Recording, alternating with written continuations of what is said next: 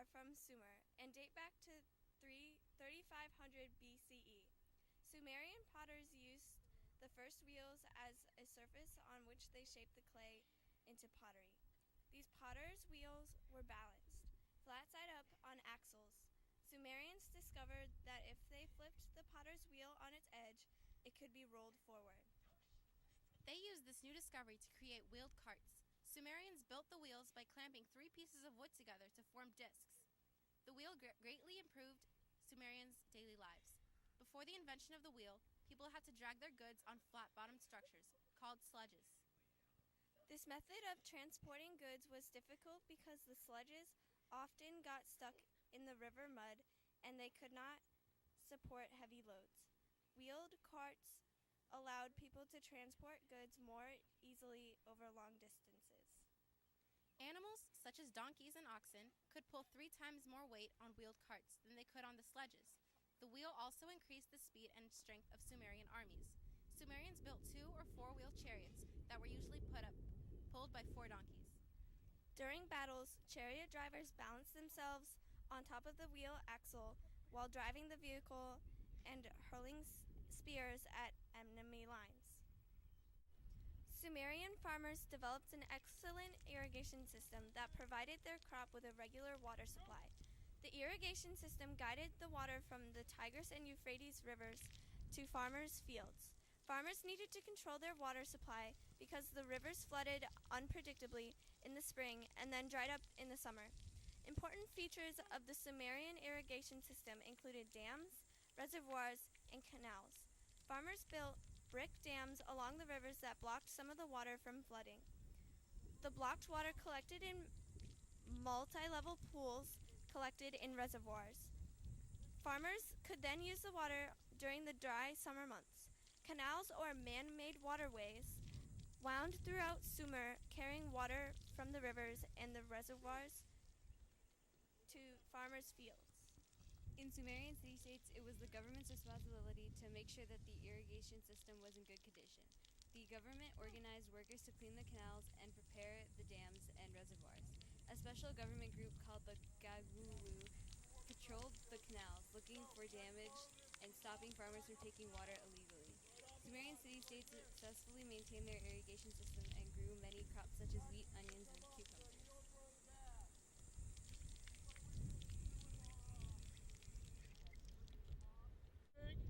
Sumerian armies had excellent organization, weapons, and leadership. Sumerian kings first organized armies to fight other city-states over water usage and land boundaries.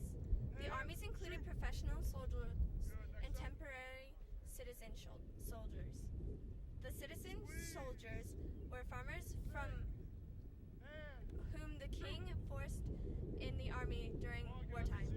If they refused to serve, scholars believed they may have been punished with death. Sumerian armies were made up of different military units. First into battle were chariots, which were ancient tanks pulled by donkeys. These vehicles were square, had a wooden frame, and had 2 or 4 wheels. Armies also had 2 groups of infantry, or foot soldiers, who marched into battle in a tightly organized formation. The heavy infantry wore copper helmets and carried short-handled spears. The light infantry wore light helmets and carried axes. All soldiers wore shields to protect themselves from the enemy's arrows. However, large numbers of soldiers still died in many battles. One king claimed that this army killed 12,650 soldiers in a single battle. After the fighting was over, the winning side celebrated their victory by beheading prisoners from the losing side. They also kept some of the prisoners as slaves.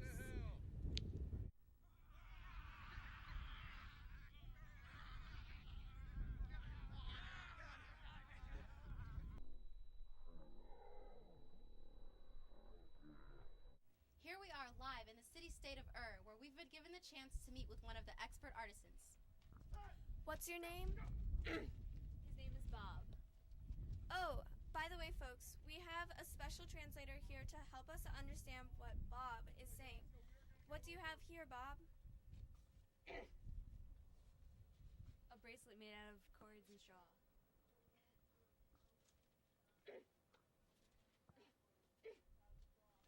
He also has an assistant to gather his supplies. What else have you got? One of the weapons they use to defend the city. Interesting. And this piece?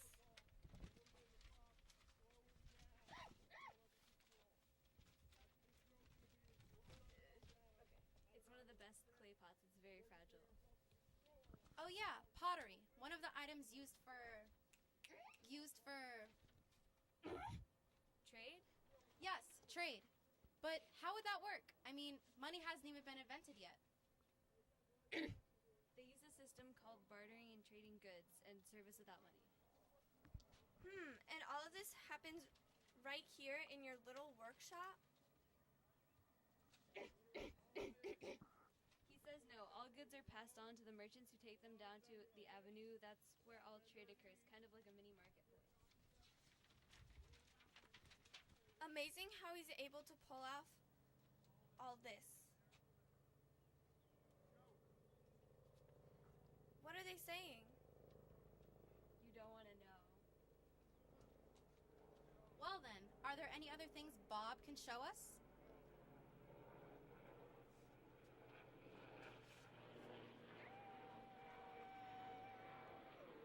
This is one of the instruments that they play. No. Well, that's cool. I guess music goes way back. But tell me, how do you keep track of all this?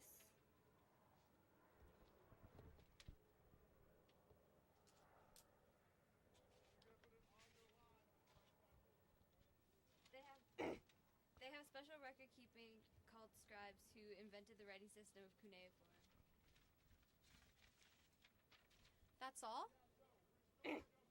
Well, earlier Sumerians used pictographs, which were symbols or objects or what they represent. But for now, they use cuneiform for record keeping at different events. Intriguing. And I'd like to stop and acknowledge the fact that Bob here is an all-in-one artisan. Most craftspeople specialize in one type of work. But we were lucky to get one of the best. Any final things to add, Bob? Oh look, there's villagers in the city of trying to attempt a trade. Let's go.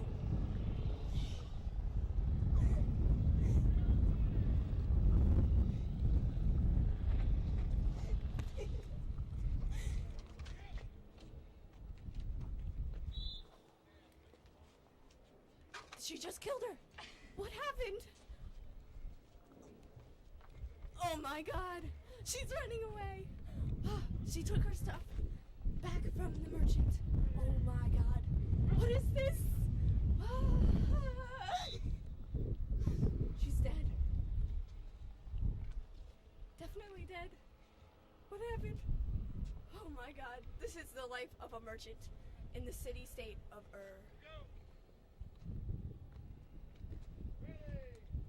Well, I guess that's all, folks. This is Dina And Ellie. with Miss Seymour's 7th period news.